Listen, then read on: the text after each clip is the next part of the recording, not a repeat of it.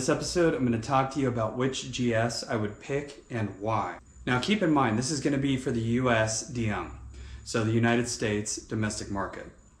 I would love to throw the Aristo into the mix for the 2GS selections, but it's not really something feasible and easy to do here in the States. So we're going to throw that one out immediately, and I just wanted you to know why I threw it out of the mix, but that would be the one that I would pick. For the record, if I had my choice around the world on a second gen GS, I would be picking the Aristo. The V300 or Vertex version is awesome. Since we're talking about the USDM, I want to focus in on the GS300, the 400, and the 430. I'm talking kind of a stock for stock selection here. So given that choice, it really comes down to, would I pick the 400 or would I pick the 430?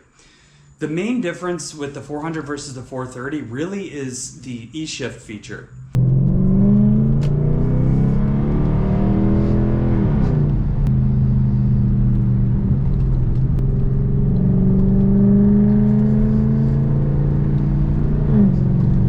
A lot of people use that as an argument to get the 400, and they claim that the 400 is a little bit quicker. If you look at a lot of the magazine results from back in that time frame when both were around and relatively new, the times really weren't that different in the quarter mile and 0 to 60. You get magazines that fluctuated wildly, but generally speaking, the best time I think I ever saw on the GS400 from a magazine was about 5.3 seconds 0 to 60, and then something like 5.7 for the 430. But then again, it would vary up to a second off of that. So all the way up into the sixes for 0 to 60 for both cars. So the difference is between the two, there's a little bit more torque on the 430. That probably can be felt more in a daily driving situation. So if you're taking it easy, you're just looking for a stock vehicle, but you're also considering modifications for the future, I think the 430 is going to suit you best. It would suit me best. And that's coming from somebody who has a 400. So as you can see, I have a 400, and if you've been following my channel for a while, you'll know that I have heavily modified that thing. Manual swap, supercharged, Aristo differential, all of those go fast goodies that I recommend.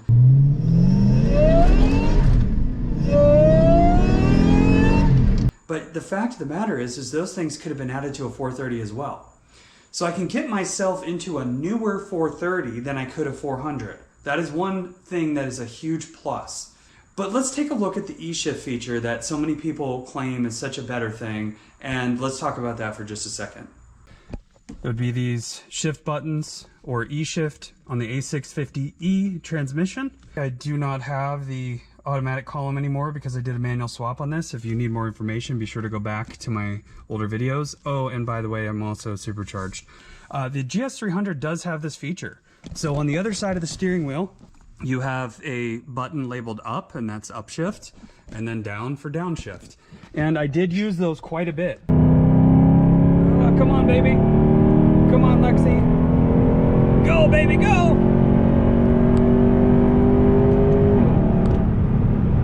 It will hold gears. It will not hold first gear, but it will hold second gear through, I guess, fifth gear. I never tried it in fifth. But it will hold the gears, and it will also shift down when you're driving to get you ready to get on it or something like that. So that's kind of fun, and also it's great for back roads. So that does give the 300 and 400 a little bit of a bump in the rating category for me. The 430 steering ECU is much better. So the steering ECU is upgraded, but you can do that upgrade in the 300 and 400, at least the early models. The 300, the later models seem to come with that ECU as well. They're very, very similar vehicles, and that's why I am leaning towards the 430.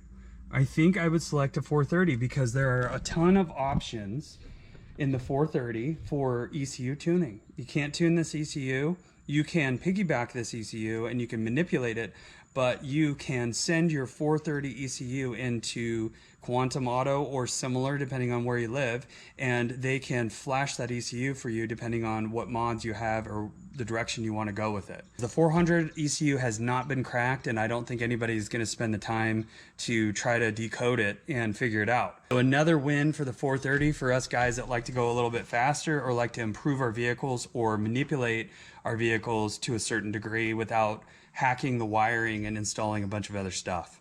Something else to consider, which this is pretty minimal, but along with a newer vehicle comes certain features that are improved. One of those features would be the size of the caster arm bushings. The caster arms on the GS400 were a smaller size unless the dealer installed the larger ones off the newer second gen GSs, and the newer second gen GSs would be the 430 would be applicable for that. We have the GS430, which will have the larger caster arms and the larger caster arm bushings. One other thing worth noting are these stupid hydraulic brake booster assemblies, or what a lot of people call BMCs or brake master cylinders.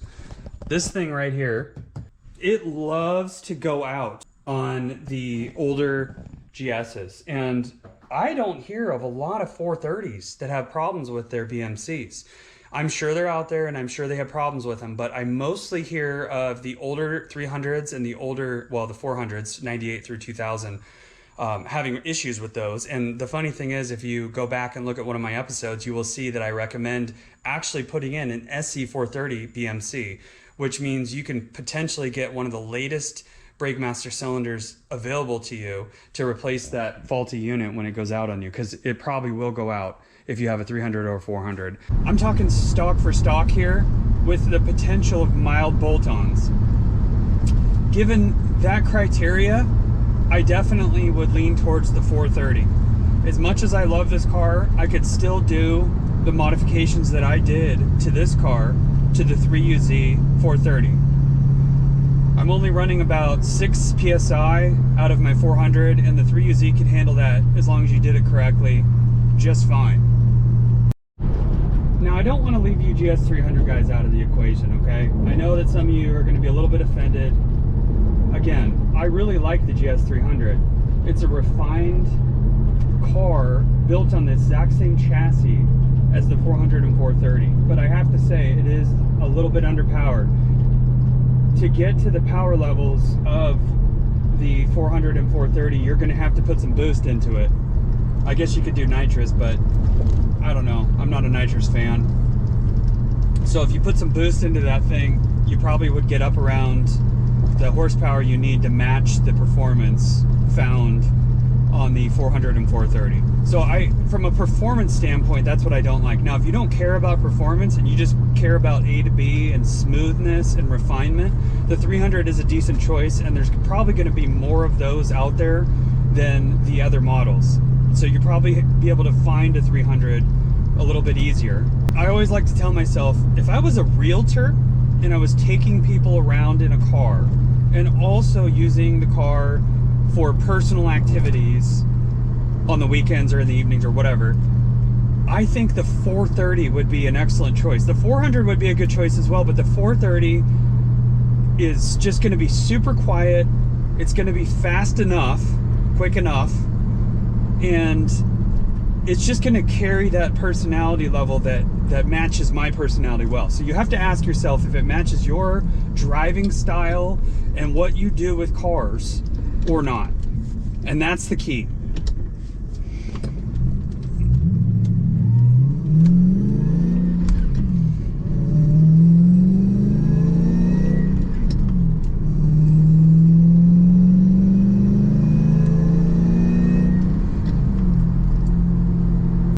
So let's talk briefly about what you should expect to pay for a second gen GS. It's really going to depend on the condition of the vehicle and the market you're in. Generally speaking, for a decent condition, well-maintained, maybe a 2 to 3 owner car, you're probably going to be somewhere in the $5,000 to $7,000 range right now, and that is July of 2023. The pricing on the GS 300s, because you can find them a little bit easier, is generally going to be a little bit less, unless you find a completely cherry one that was dealer maintained and owned by grandma or something. That being said, you might spend, you know, $7,000 to $8,000 on something like that. Now, a late model 430, so a 2005 430 in really good condition with low miles, you definitely could be spending up around $8,000 currently on that. That would be a market rate for that. Now, if you're in California or somewhere where the income is just generally higher, that price could go up a little bit. If you know, put something like that on Bring a Trailer or Cars and Bids, and you get that exposure, the bidding could definitely go up from there, especially if you had one that was under the 100,000 mile mark. So, I mean, in general, you're not going to go wrong with the second gen GS. You know, I really liked the car because I went from a 94 Honda Accord EX 5-speed, which had 150 or so, 145 horsepower, and I just was so sick of revving that thing out everywhere.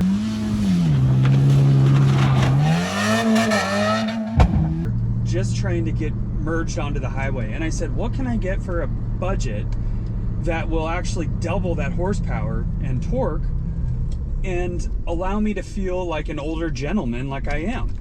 That gentleman part is to be debated.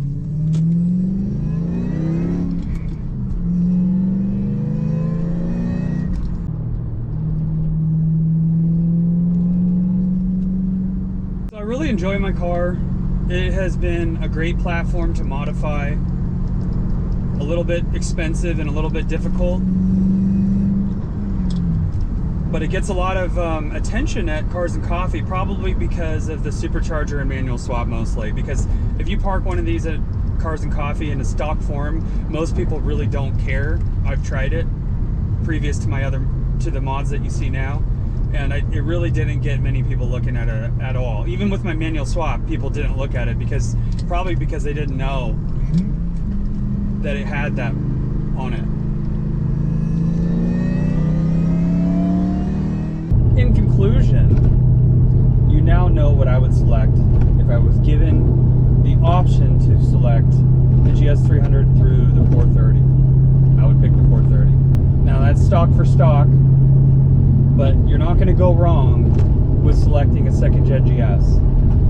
The most common issues that you run into on these are anything from identified during a general mechanics inspection, but the notable items would be lower ball joints. That's number one. Always replace those lower ball joints if you're not sure that they've been done. The hydraulic brake booster assembly, or HBBA or BMC, brake master cylinder, those go out on these. They're pretty easy to swap out, so don't fret if one is going bad and it's making a porpoise or a pig squeal sound. It's pretty easy to swap it out. I have a video on that. Aside from that, really, there's not much else. Just little things that can go wrong with just about any car. You're gonna make a great choice.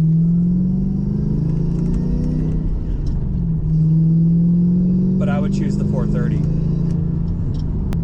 If you're not already a subscriber, be sure to hit that subscribe button. Hit the like button as well, that helps me out. And be sure to comment on your favorite second gen GS, or what would you pick? Are there any vehicles out there that you would pick instead of the second gen GS? Thanks for watching. I'll see you on the next one.